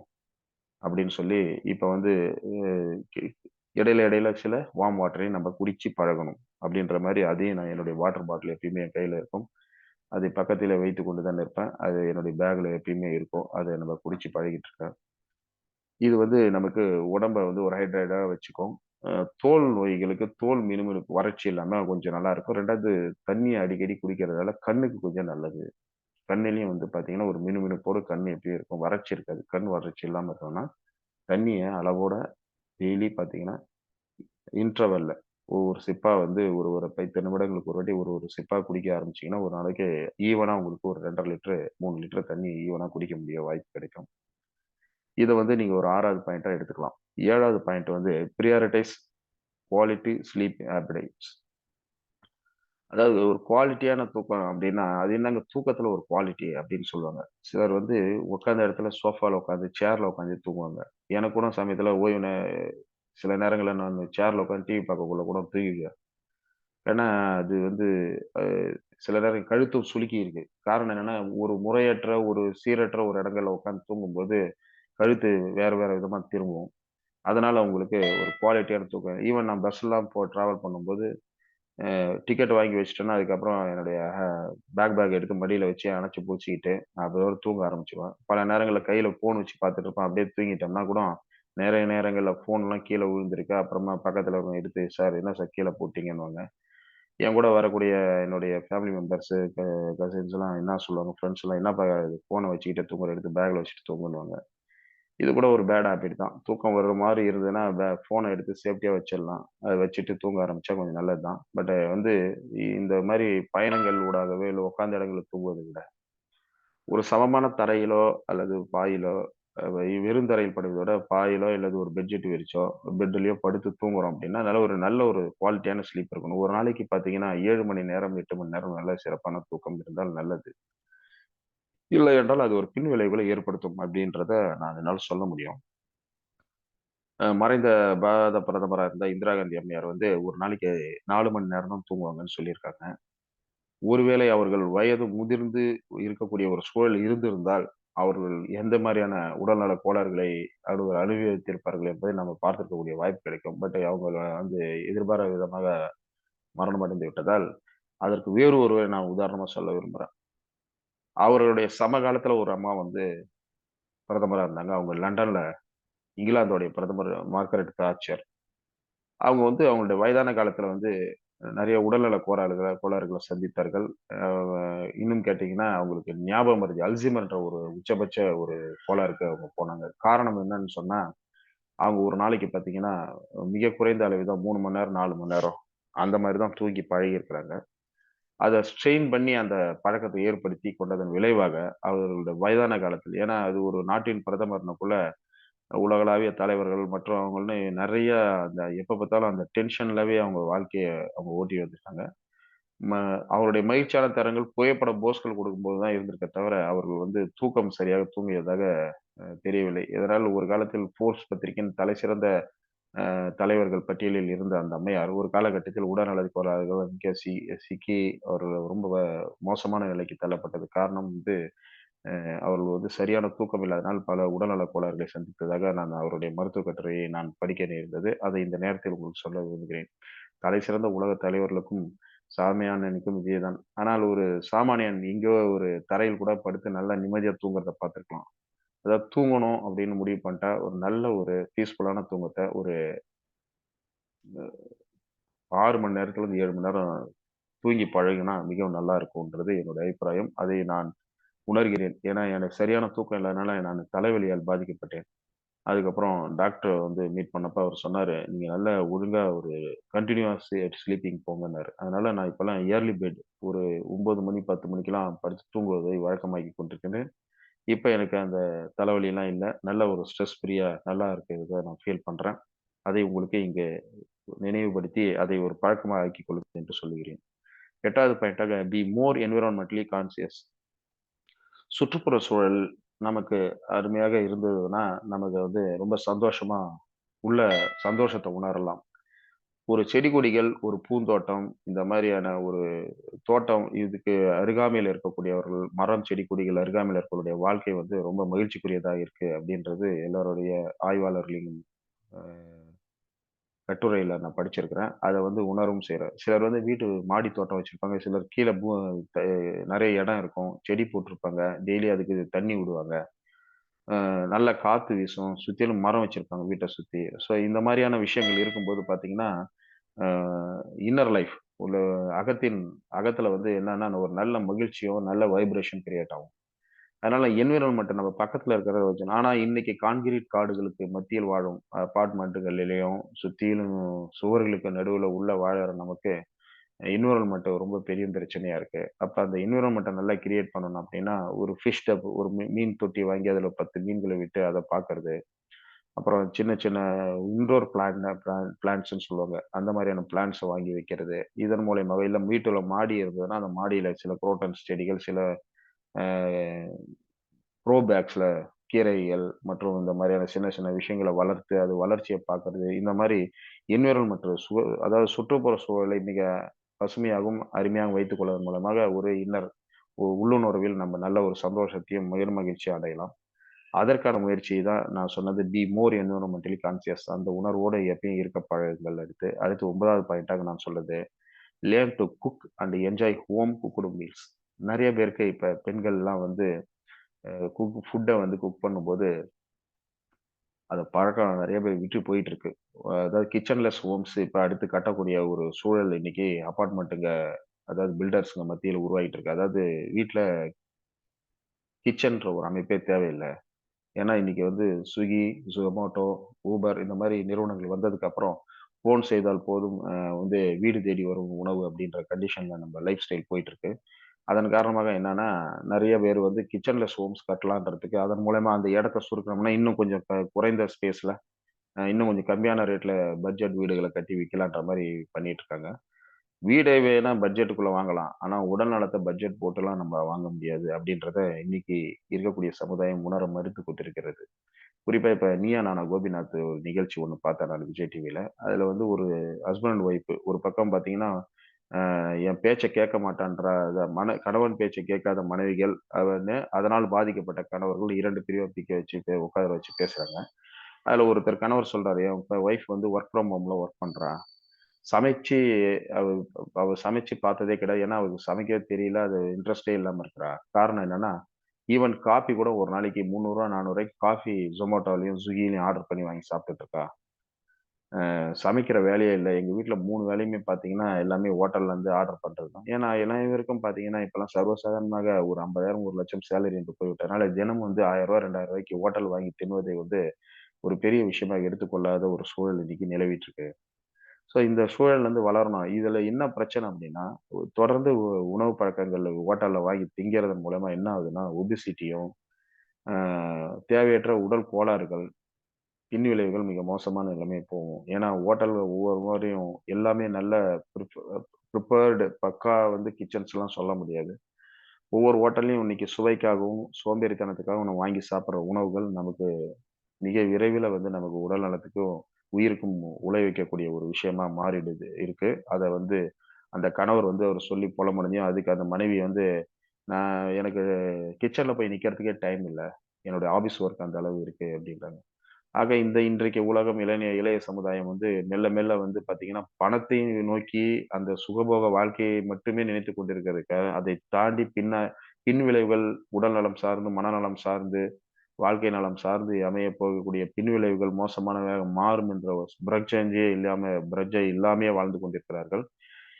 அதனால நம்ப சொந்தமா ஏதாவது ஒரு காஃபி போட்டோ, நம்ம ஒரு வெந்நீர் வச்சு, ஏதோ ஒண்ணு நம்ம வீட்ல குக் பண்ணி சில விஷயங்கள ஈவன் ஒரு சப்பாத்தி போட தெரிந்த ஒரு சப்பாத்தியோ, இல்ல அது வேற ஏதேனும் செய்ய தெரிந்த ஈவன் கஞ்சி வச்சு குடிக்கிறவங்க, சிலர் வந்து காஃபி போட காஃபி டீ சாப்பிடாதவங்க ராகி மால்ட் போட்டோ, இல்ல வந்து பார்த்தீங்கன்னா, சத்து மாவு கஞ்சி வச்சோ, ஏதோ ஒரு வகையில நம்மளே செஞ்சு அத சாப்பிடும்போது அதுக்கு ஒரு தனி டேஸ்ட் இருக்கும். அத நான் அனுபவபூர்வமா உணர்ந்தவன். அந்த வகையில learn cook and enjoy home cooked meals. அதாவது வீட்ல இருந்து உணவு சமைத்து சாப்பிட வேண்டிய ஒரு பழக்கத்தை இன்று கடைபிடிக்க வேண்டும். அதை ஒரு உணர்வுபூர்வமான, ஒரு உளப்பூர்வமான ஒரு விஷயமா மாற்றிக்கொள்ள வேண்டிய இன்றைய சமுதாயத்தில் அனைவரும்ன்றது என்னுடைய அடுத்த ஒரு ரெசல்யூஷனா நான் கருதுறேன். அடுத்து 10 enhance hand writing with practice. என்னங்க எல்லாமே சொல்லிட்டு வந்தீங்க. இப்ப வந்து ஒரு ஹேண்ட் ரைட்டிங்க்கு ஒரு எழுதி பழகுங்க அப்படின்ற மாரி ஒரு விஷயம் சொல்றீங்கன்னா, தினம் என்ன பொறுத்தவரைக்கும் இடையில எழுதுறதுக்கான வாய்ப்பே இல்லாம போயிருச்சு. எல்லாமே வந்து சேட்டிங்லாம் வந்து நம்ம வந்து அ மொபைல்ல சேட் பண்ண ஆரம்பிச்சோம். அது ரொம்ப அதன் விளைவாக என்னன்னா, பேனா புடிச்சு எழுதுறன்ற ஒரு தன்மையே போயிடுது. ஏன்னா, இப்பலாம் வந்து பேங்க் போனா கூட செலான் ஃபில் பண்ணி குடுக்கக்கூடிய ஒரு வாய்ப்பே இல்ல. ஏன்னா, எல்லாமே ஃபண்ட் ட்ரான்ஸ்ஃபர்லேருந்து ரெமிட்டன்ஸ் வந்து எல்லாமே வந்து பார்த்தீங்கன்னா, ஆன்லைன்லயே நடந்துட்டு இருக்கு. எங்கிருந்தோ பணம் வருகிறது. நமக்கு தேவையானத டிஜிட்டல் முறையமாவே வெளிய எடுத்துர்றோம். இந்த மாரியான சூழல் காரணமா பேனா பிடித்து எழுத வேண்டிய பழக்கம் இல்லை என்ற சூழல் வந்து விட்டது. இதன் காரணமா என்னன்னா, நெறைய குழந்தைகள் வந்து கேட்ஜெட்ஸ் அப்படியே புடிச்சு பழகுறதுனால அவங்களுக்கு ருமாட்டிக் ஆர்த்ரைட்டிஸ்ல கை விரலு, கால் விரல் இப்படியே போயிடுது. பேனா பிடித்து எழுதுற பழக்கமே போயிடுது. அப்ப குழந்தைகளுக்கே அப்படின்னா, ஒ வயது முதிர்ந்தவர்களுக்கு, நடுத்தர வயதினருக்கு அதை தவிர்க்க வேண்டும் என்று சொன்னா, டெய்லி பேனா புடிச்சு ஒரு பக்கம் ஒரு டைரி எழுதுவதன் மூலமாகவோ, இல்ல நம்ம மனசுல பட்ட ஏதோ ஒரு விஷயத்தையோ, கதையோ, கட்டுரையோ, கவிதையோ எழுதி பழக வேண்டும். இது இப்ப சமீபத்தில ஒரு கட்டுரை படிச்சேன். அதுல வந்து தினமும் பேனா பிடித்து ஒரு பக்கம் எழுதி பழகினால், அது நல்ல ஒரு நினைவாற்றல் சக்தியையும், மனதில் நம்ம என்ன நினைக்கிறோமோ, அத நீண்ட நாட்களுக்கு நினைவில் வைத்துக் கொள்ளக்கூடிய சக்தியும் உருவாகும். இப்ப ஒரு விஷயத்த நம்ம மனசுல வச்சுக்கணும்னு நெனைச்சோம்னா, அத ஒரு வாட்டி எழுதி பழகணும்னா, கண்டிப்பா வந்து அது மனசுல ஏதோ ஒரு மூலையில இருக்கும். நமக்கு சரியான நேரத்துல அந்த அல்சைமர்ன்ற காலகட்டங்கள்ல இதுலருந்து அது வெளிப்படுத்தும். அதற்கு டெய்லி வந்து ஒரு பக்கம், ஏதோ நமக்கு தெரிந்த விஷயங்கள், பிடித்த விஷயங்கள், படித்த விஷயங்கள் எதுவா இருந்தாலும் ஒரு ஒரு ஒரு குறிப்புகள் அதாவது நம்ம ஒரு 2 பக்கம், 3 பக்கம் கட்டுரை படித்திருந்தாலும், அதை ஒரு சிறு டைரியில அது குறிப்பாக எழுதி பழக வேண்டும் ஒரு பக்கம். இதன் மூலமாக சில மூளை நரம்புகள் தூண்டப்பட்டு, நம்மளுடைய நினைவாற்றல் அதிகரிக்கும், மனசோர்வு போகும் அப்படின்றத ஒரு கட்டுரையில படித்தேன். இதை நான் இந்த 10வது ஒரு விஷயமாக சொல்லி, நான் இப்பொழுதெல்லாம் எழுத ஆரம்பித்திருக்கின்றேன். என்னுடைய தினசரி செலவுகளை குறிப்பிட்டு டைரியில் எழுதுகின்றேன். சில முக்கிய கருத்துக்களை எழுதுகின்றேன். நம்ப வந்து சில கோர்ஸ்களை படித்து வருகின்றேன். அந்த சம்பந்தப்பட்ட குறிப்புகளை எழுதி வருகின்றேன். இவையெல்லாம் நான் வந்து மிக சிறப்பாக செய்து கொண்டிருக்கின்றேன். ஆகவே நண்பர்களே, உங்களுக்கு இந்த ரெசல்யூஷன் 2024 நிகழ்ச்சியில் ஒரு 10 குறிப்புகளை நான் இன்று வழங்கியிருக்கின்றேன். இவை 10 குறிப்புகளையும் நான் நடைமுறை வாழ்க்கையில் பின்பற்றி வருகின்ற காரணத்தால், எனக்கு ஒரு நல்ல ஒரு மகிழ்ச்சியை ஏற்படுத்திக் கொண்டிருக்கிறேன். எனக்கு நானே ஒரு மகிழ்ச்சி. இது என்னுடைய என்னை சார்ந்த ஒரு மகிழ்ச்சியை ஏற்படுத்திக் கொண்டிருக்கின்றேன். அ இதே தான் உங்களுக்கும் இந்த வருஷத்தில் நீங்களும் இதில் நல்ல கருத்துக்கள் ஏதேனும் இருந்தால் அதை எடுத்து பின்பற்றுவீர்களானால், உங்கள் வாழ்க்கை மகிழ்ச்சிக்குரியதாகவும் இருக்கும். உங்களுக்கு நல்ல பலனை தரும் என்ற எ கருத்தை முன்வைத்து வாய்ப்பு வழங்கிய நற்புலரி தளத்திற்கு நன்றி கூறி விடைபெறுகிறேன். நன்றி, வணக்கம் நண்பர்களே. வணக்கம், வணக்கம் சார். நன்றி லக்ஷ்மணன் சார். ரொம்ப அருமையான கருத்துக்களை வந்து நீங்க முன் வச்சிருக்கீங்க. உடல் ஆரோக்கியம், மன ஆரோக்கியம் 2மே நம்ம எல்லாருக்குமே தேவைன்றத சொல்லியிருக்கீங்க. ஸோ உங்களுடைய ஃபீட்பேக்காக Murugesan sir first hand raise பண்ணியிருக்காங்க. சார் நீங்க கன்டின்யூ பண்ணலாம். Thank you ma'am. ரொம்ப அருமையான ஒரு செஷன் சார். அதாவது நம்மளோட கண்டென்ட் டெலிவரி வந்து சப்ஜெக்டோட ரிலேட் பண்ணி சொல்லணும்னு சொல்லுவாங்க, கனெக்டிவிட்டின்னு சொல்லுவாங்க. ஸோ அந்த கனெக்டிவிட்டி பார்ட்டிசிபென்ட்ஸோட கனெக்டிவிட்டின்னு சொல்லலாம். ட்ரெயினரோட கனெக்டிவிட்டின்றதோட அந்த கண்டென்ட்டை வந்து பார்ட்டிசிபெண்ட்டோட கனெக்ட் பண்ணி அவங்க வாழ்க்கையில நடந்த விஷயங்களோட கனெக்ட் பண்ணி சொன்னாலும் அந்த கனெக்ஷன் இங்க இருக்கிற ஒவ்வொரு பார்ட்டிசிபெண்ட்டோட வாழ்க்கையிலையும் கனெக்ஷன் ஆகுற மாதிரி அந்த டிராவல் பண்ணி கொண்டுட்டு போனாங்க. சொல்ற போது ஒவ்வொரு விஷயத்திலையும் நம்ம என்ன பண்ணிட்டு இருக்கோம், நம்ம எப்படி போயிட்டு இருக்கோம் அப்படின்னு நம்ம டிராவல் பண்ணி கொண்டு போற அளவு இருந்துச்சு. அகம் புறம் அப்படின்னு 10 விஷயம் சேர்ந்து சொல்லியிருந்தாங்க. ரொம்ப டிஃப்ரெண்ட்டாகவும் இருந்துச்சு. நல்ல யதார்த்தமா, ப்ராக்டிக்கலா, டிஃப்ரெண்ட்ன்றது அந்த கொண்டு போன விதம், யதார்த்தமான விஷயங்கள், நம்ம நிச்சயமா ஃபாலோ பண்ண வேண்டிய விஷயங்கள். அதாவது சில விஷயங்கள் நம்ம தெரியும், ஆனா ஃபாலோ பண்ண மாட்டோம். அந்த மாதிரி தெரிந்த விஷயங்களா இருந்தாலும் நம்ம வாழ்க்கைக்கு தேவையான விஷயங்கள், ஃபாலோ பண்ணாத விஷயங்கள் தான் நிறையா. ஸோ இது வந்து நான் ஃபாலோ பண்ணிட்டு இருக்கேன் நிறையா அப்படின்றது சந்தோஷமா இருந்துச்சு. அந்த 10 விஷயத்த கேட்கும்போது. ஏன்னா சேவஸ் அப்படின்னு நீங்க சொல்ற அந்த விஷயத்திலேயே இந்த 10 விஷயங்களும் அடங்கும் அப்படின்றது பார்க்க முடியும். அந்த சேவஸை டெய்லி காலையில கரெக்டாக ஃபாலோ பண்ணா. ஸோ ரொம்ப நல்லா இருந்துச்சு. Thank you so much sir. இந்த மாதிரி ஒரு நல்ல ஒரு செஷன் இன்னைக்கு எல்லாருக்கும் இது வரைக்கும் நானும் இனிமேல் அதை பண்ணணும் அப்படின்ற எண்ணங்களை கொடுத்த ஒரு அருமையான செஷன் இது. Thank you so much sir. மிக்க நன்றி குமரேசன் சார். நன்றி சார். பிரிதிவிரதன் சார், உங்களுடைய ஃபீட்பேக்கை வழங்கலாம். நட்புலரில் இந்த இனிய காலை பொழுதில் இணைந்திருக்கும் அனைத்து ஆளுமைகளுக்கும் என்னுடைய முதற்கண் காலை வணக்கம். தலைவர் லட்சுமிநாராயணன் சாரை பத்தி சொல்றதா இருந்ததுன்னா இன்னைக்கு ஒரு நாள் போதாது. ஆனா இந்த செஷனை மட்டும் நான் சொல்லிட்டு நான் வெளில போயிடுறேன். நான் இன்னைக்கு நடத்தினதுல ரொம்ப அருமையான பாயிண்ட்ஸ். அந்த 10 பாயிண்ட்ஸும் நிறைய பாயிண்ட்ஸ் வந்து பாத்தீங்கன்னா நம்ம வாழ்க்கையில பயன்படுத்தாம இருக்கிற பாயிண்ட்ஸ், பயன்படுத்தணும் அப்படிங்கிற ஒரு எண்ணத்தோட இருக்கக்கூடிய பாயிண்ட்ஸ். அது நான் ரியல் எஸ்டேட் ஃபீல்ட்ல இருக்கிறதுனால அவர் சொல்றதை நான் வந்து ஆத்தரைஸ் பண்றேன். நிறைய இடத்துல கிச்சன் வந்து வேண்டாம் அப்படிங்கிற கண்டிஷன்ஸ்ல இப்போ போயிட்டு இருக்கு. கிச்சன் யார் சார் யூஸ் பண்றாங்க, சின்னதா இருந்தா பரவாயில்ல சார் அப்படிங்கிற மாதிரிலாம் யோசிக்கிறாங்க. ரொம்ப அருமையா விளக்கம் கொடுத்திருந்தாரு. எழுத்துக்கள் நம்ம வந்து கையெழுத்து நம்ம எழுதி பழகும் போது அதன் மூலமா வந்து நம்மளுடைய மூளை வலுப்பெறும் அப்படிங்கிறதுக்கு வந்து ரொம்ப அருமையா சொல்லியிருந்தாங்க. அது வந்து கலைஞர் எல்லாத்துக்குமே தெரியும். அவர் வந்து கடைசி வரைக்கும் வந்து அவருடைய நான் ஒரு நீண்ட ஒரு வாழ்க்கையை எடுத்துட்டு போயிருந்தாரு. நிறைய புக்ஸ் எல்லாம் எழுதினாருன்னா காரணம் என்னன்னு கேட்டீங்கன்னா அவருடைய வந்து எழுத்துக்கள் அந்த இது இருக்கிறதுனாலதான் கடைசி வரைக்கும் அவர் வந்து அந்த ஒரு கான்சியஸோட இருந்தாரு. மற்ற கொள்கைகள் வேற, பட் அவருடைய இது ஒரு எக்ஸாம்பிள், லைவ் எக்ஸாம்பிள் நம்ம சொல்ல முடியும். நிறைய விஷயங்கள் இன்னைக்கு நான் எடுத்துக்கிட்டேன் லட்சுமி சார் சொன்னதுல. ரொம்ப யதார்த்தமா அடிப்படையா வாழ்க்கையில தேவை எல்லாத்தையும் ரொம்ப அழகா எடுத்து வச்சுட்டு போயிருந்தாரு. அடிக்கடி நாங்க சொல்லுவோம் எங்க நட்பு வட்டாரத்துல அவர் வந்து ஒரு தகவல் களஞ்சியம்னு சொல்லுவோம். ஏன்னா எங்க எல்லாத்தையும் நிறைய விஷயங்களை கைட் பண்ணியிருக்காரு. இன்னைக்கு ஒரு கார்பரேட் ட்ரெயினரா நான் வளம் வந்துட்டு இருக்கேன்னா அதுக்கு காரணம் வந்து லட்சுமி சார் தான். அதான் சொன்னேன், அவரை பத்தி பேசினா இன்னைக்கு ஒரு நாள் பத்தாது. ரொம்ப அருமையான பயிற்சி sir. Thank you so much. Thank you so much. நன்றி பிரிதிவிராஜன் சார். நன்றி. நன்றி சார். அருள் சார், உங்களுடைய ஃபீட்பேக்கை வழங்கலாம். அனைவருக்கும் காலை வணக்கம். சார் வந்து சொல்லிட்டாங்க தகவல் களஞ்சியம். லட்சுமிநாராயணன் சார் வந்து ஒரு தகவல் களஞ்சியம்னு சொல்லிட்டாங்க. அது உண்மை. ஸோ ரீடர்ஸ் ஆர் த லீடர்ஸ் அப்படின்னு சொல்லுவாங்க. படிக்கிறவங்க மட்டும்தான் லீடர் ஆக முடியும் அப்படிங்கிறதுக்கு சிறந்த முன்னுதாரணமா நான் இவங்களை பார்த்துருப்பேன். ஏன்னா இவங்க ரூம் போய் பார்க்கும்போது பார்த்தீங்கன்னா ஃபுல்லா எல்லாரும் வந்து ரூம் நீட்டா வச்சு எப்படி சொல்றது ஃப்ரீயா வச்சுக்கிட்டு இருந்திருப்பாங்க ரூம் ஆர் வீடு. ஆனா இவங்க சுத்தி புக்கை வச்சுட்டு இவங்க ஒரு பகுதியா இருப்பாங்க. அதுதான் வந்து இவங்களோட யூனிக் அப்படின்னு. எங்கனாலும் ஒரு கூகுள்கிட்ட என்னத்தை கேட்டாலும் ஒரு டீட்டெயில் கொடுக்குற மாதிரி டக்குன்னு அதுவும் எவிடன்ஸோட தர பர்சன் லட்சுமி. நான் பார்த்து வியந்த மனிதர் அப்படின்னு சொல்ல வரேன். கடந்த ஒரு 20 வருடங்களா சார தெரியும் எனக்கு. நிறைய என் லைஃப்க்கு நிறைய ஹெல்ப் பண்ணியிருக்காங்க. ஏன்னா ஒரு தோள் மேல கை போட்டு ஒரு விஷயம் பண்ணுன்னா அது உரிமை எடுத்து பண்ணுவாங்க. அதுதான் வந்து இவங்கள்ட்ட ஒரு யூனிக்ஸ். ஸோ உங்ககிட்ட இன்னைக்கு கத்துக்கிட்ட விஷயம் வந்து பார்த்தீங்கன்னா இந்த ஹேண்ட் ரைட்டிங் சார் சொன்ன மாதிரி பிருத்திவி சார் சொன்ன மாதிரி அது இல்லவே இல்லை. மேக்சிமம் நம்ம வந்து சைன் பண்றதுக்கு அதுவும் இப்போ டிஜிட்டலைஸ் ஆயிடுச்சு. அதுவுமே இல்லாமல் போயிடுச்சு. ஸோ இந்த 10 கொள்கையில ஒரு 7 ஆல்ரெடி ஃபாலோ பண்ணிட்டு இருக்கோம். இன்னும் ஒரு 3த்தையும் நாங்கள் ஃபாலோ பண்ண முயற்சி பண்றோம் சார்.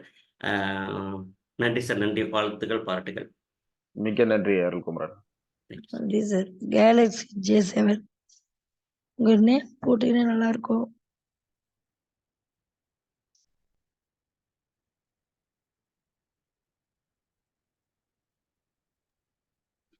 அடுத்தது யாருங்க? அடுத்து கேலக்ஸி வேற யாருங்க? இல்ல விடுங்க. சிவகனி சிவகனி அடுத்தது. அனைத்து உறவுகளுக்கும் இனிய காலை வணக்கம் சார். இன்னைக்கு நீங்க சொன்ன ஒவ்வொரு கருத்துமே வந்து என் மனது எண்ணத்துல வந்து சிந்திக்கிற மாதிரி இருந்தது. அதாவது உள்ளம் தூய்மையானால் வெளிப்புறம் எல்லாம் சுத்தமா இருக்கும், நம்ம செயல்கள் எல்லாமே தெளிவா இருக்கும் அப்படிங்கிறத ரொம்ப அழகா விளக்கியிருக்கீங்க சார். ஒவ்வொரு பாயிண்ட்டுமே வந்து ஃபாலோ பண்ணணும் சார். கண்டிப்பா ஒவ்வொருத்தருமே. ரொம்ப நன்றி சார். இவ்வளோ நேரம் இந்த இது அழகா தொகுத்து வழங்கியிருக்கீங்க. ஸோ இத்தனை நாள் பார்த்ததுக்கும் இன்னைக்கு ஒரு வித்தியாசமான அனுபவமா இருந்தது சார் உங்களுடைய உரையில. நன்றி சார். நல்வாழ்த்து. தேங்க்யூ. மிக்க நன்றி சிவகனி அம்மையார் அவர்களே. அடுத்து அடுத்து ஏடிஎம் அவர்கள், ஈரோடு ஏடிஎம் அவர்கள். அனைவருக்கும் வணக்கம், வாழ்த்துக்கள். சந்தோஷம். இந்த நாள் இன்பமான நாளை. அதாவது இப்போ சார் சொன்ன மாதிரி 10க்கு 10 பாயிண்ட்டுமே முத்தான பாயிண்டா இருந்தது. ஒவ்வொரு பாயிண்ட்டுமே நம்ம வாழ்க்கையில பயன்படுத்தும் போது அதுவும் அந்த குறிப்பா கடைசியா சொன்னாங்க இல்லைங்களா, ரீடிங் முடிச்சுட்டு ரைட்டிங், அதாவது எந்த ஒரு பயிற்சியா இருந்தாலும் அதை வந்து குறிப்பெடுத்து நம்ம வந்து ஃபாலோ பண்ணும்போது நம்மளுக்குள்ளேயே அந்த எழுதும்போது அது மனசுல பதியும். ஏதோ ஒரு டைம்ல அது உதவும். மேலும் அது எல்லா பாயிண்ட்டுமே வேல்யூ தான். அது குறிப்பா அந்த பாயிண்ட் சொல்லும்போது நல்லா இருந்தது. எல்லாமே ஒரு நல்ல ஒரு கருத்தா சொன்னாங்க. வாழ்க்கைக்கு பயன்படுத்தக்கூடிய எல்லாமே பயன்படுத்தி நம்ம மேன்மேலும் உயர வாழ்த்துக்கள் சார். இந்த வாய்ப்பை கொடுத்த அனைவருக்கு நன்றி. முத்தான நாள். மிக்க மகிழ்ச்சி சார். வாழ்த்துக்கள். இந்த நாள் இனிதான் இன்பமான நாளை தந்து இறைவனுக்கு நன்றி. உணவு உலகமே நதிகள் தேசியமை. மிக்க மகிழ்ச்சி. வாழ்த்துக்கள். நன்றி ஈரோடு ஏடிஎம் அவர்களே. நன்றி சார். வீரசேகர் சார், உங்களுடைய அன்புகளுமிய சோதரர்கள் சோதரிகள் அனைவருக்கும் இனிய காலை வணக்கம். இப்போ 10 கமாண்ட்மெண்ட்ஸ்னு நம்ம மத ரீதியா பார்த்திருக்கோம் சில இதுல. அது மாதிரி 10 கட்டளைகளை திருமிகு லட்சுமி நாராயணன் சார் அவர்கள் கொடுத்திருக்கிறாரு. இதுல பாத்தீங்கன்னா முதல்ல ஆரம்பிச்சது நான் 1, 2 சொல்லுவாருன்னு நினைச்சேன். உடற்பயிற்சி, உணவு முறை, தினம் தியானம், மன அழுத்தத்தை குறைப்பது. அதுல மட்டும் நம்ம கொஞ்சம் அதுல பார்த்தோம்னா, வாய் விட்டு சிரித்தால் நோய் விட்டு போகும், மன அழுத்தத்தை ஸ்ட்ரெஸ் ரிலீவிங். அதுல give up on bad habits 5வது. 6வது நீர் அருந்துதல். இந்த நீர் அருந்துதல்ல பார்த்தோம்னா இப்ப நீர் நமக்கு சுத்தமா கிடைக்கிறதுலயே ப்ராப்ளம்.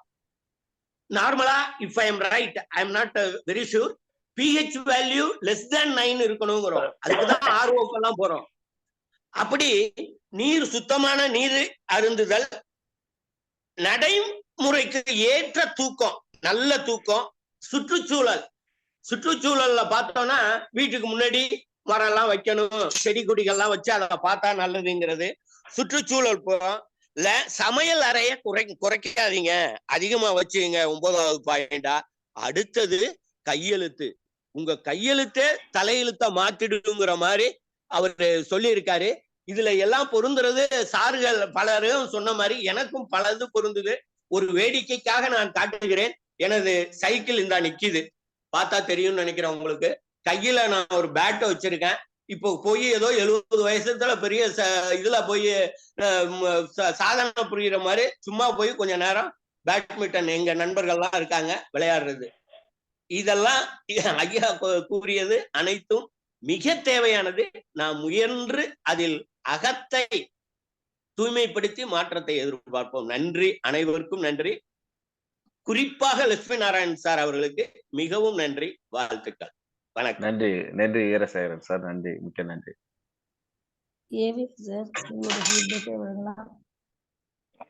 அனைவருக்கும் நற்புலரி வணக்கங்கள். நம்முடைய மிக மிக முக்கியமான பங்கு வகிக்கும் திரு லட்சுமி நாராயணன் இன்றைய பேச்சாளராக ஒரு அருமையான ஒரு தலைப்பில் ஆரோக்கியத்திற்கான ஒரு 10 உத்திகளை கொடுத்திருக்கிறார். ஸோ அவருடைய தலைப்பு இப்படி இருந்தா இன்னும் பொருத்தமா இருக்கும், நல்லா இருக்கும். அதாவது சத்தான வாழ்க்கைக்கு முத்தான 10கள் அப்படிங்கிற மாதிரி ஒரு அருமையான ஒரு 10 உத்தி. முக்கியமான விஷயம் என்னன்னா, அக வாழ்க்கை புற வாழ்க்கைன்னு 2ஆ பிரித்து கொண்டால், அக வாழ்க்கை மிக நன்றாக இருந்தால் புற வாழ்க்கையும் நன்றாக இருக்கும். எனவே அக வாழ்க்கைக்கு அதிக முக்கியத்துவம் கொடுப்போம் அப்படின்னு ஒரு மனசுல பதிய வைத்துக் கொண்டு உணவருந்துதல், மூச்சு பயிற்சி மற்றும் நல்ல தூக்கம், அப்புறம் உடற்பயிற்சி மற்றும் இயற்கையான சூழ்நிலை, அப்புறம் தினசரி எழுதி பழகுதல், ஏதாவது எழுதி கொண்டே இருத்தல் போன்ற நல்ல விஷயங்களை எல்லோருக்கும் மீண்டும் நினைவுபடுத்தியிருக்கிறார். இதெல்லாம் நம்ம அப்பப்ப செய்யறோம், ஆனா முறைப்படி ஒழுங்காக தினசரி செய்வதில்லை. அதை அழகாக மீண்டும் நினைவுபடுத்தி நம் மனதில் பதிய வைத்திருக்கிறார். தன்னுடைய அனுபவங்களை மட்டுமில்லாமல் தான் படித்ததையும் சேர்த்து சொன்னதால் அவருடைய உரை சுவை கூடியதாகவும் எல்லோருக்கும் பயனுள்ளதாகவும் இருக்கிறது. ஸோ மிக அருமையான கருத்துக்கள், மிக அருமையான உரை. ஸோ எல்லோருக்கும் தேவையான பயனுள்ள ஒரு அருமையான ஒரு உரை. மனப்பூர்வமான பாராட்டுக்கள் லட்சுமி நாராயணன் அவர்களே.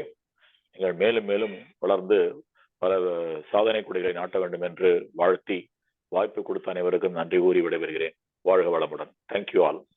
நன்றி ஏவி ராமநாதன் சார், மிக்க நன்றி. நன்றி நன்றி. தேங்க்யூ.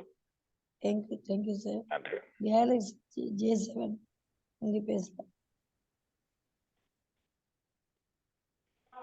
வரமா.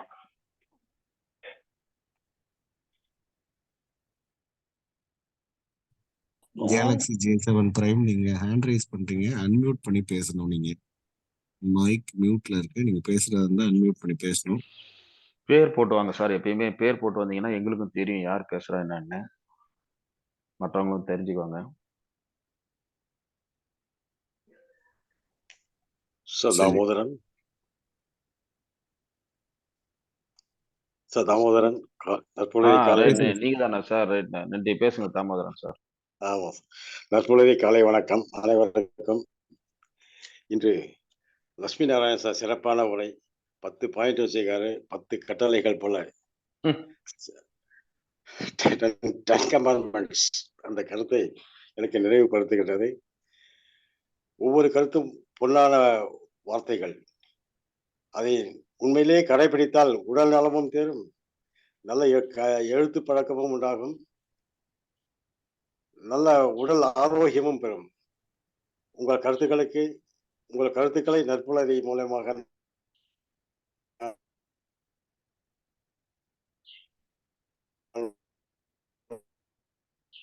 Network issue sir. வரவேற்கின்றேன். உங்கள் கருத்து மேலும் மேலும் அனைவரும்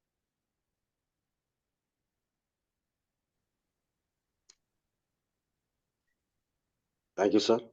நன்றி சார். நன்றி தாமோதரன் சார். நன்றி. மேடம் உங்களோட ஃபீட்பேக் என்னன்னா? அவங்க பேசிட்டாங்கம்மா, சிவகணி பேசிட்டு போயிட்டாங்க. நீங்க நாளைக்கு இதை க்ளோஸ் பட்டிமன்றத்தை பண்ணீங்க. பத்தி நீங்க க்ளோஸ் பண்ணுங்க. பேசுறீங்க. நாளைக்கு பட்டிமன்றத்தை பத்தி இல்ல, நீங்க அது பேசுறீங்க. குமரேசன் சார் தான் சொல்லணும், ஏன்னா அவர் தான் பேசிட்டு இருக்காரு. குமரேசன் சார், நம்ம நாளை பட்டிமன்றத்தை பத்தி நம்ம அப்புறமா பேசலாம். சார் 4 பேர் கொடுத்துருக்காங்க, அதை பத்தி மட்டும் சொல்லிட்டு நீங்க க்ளோஸ் பண்ணி. ஓகே, நாளை வந்து பட்டிமன்றம் இருக்கு. ஸோ அதுல வந்து 4 பேர் வந்து பேர் கொடுத்துருக்கீங்க.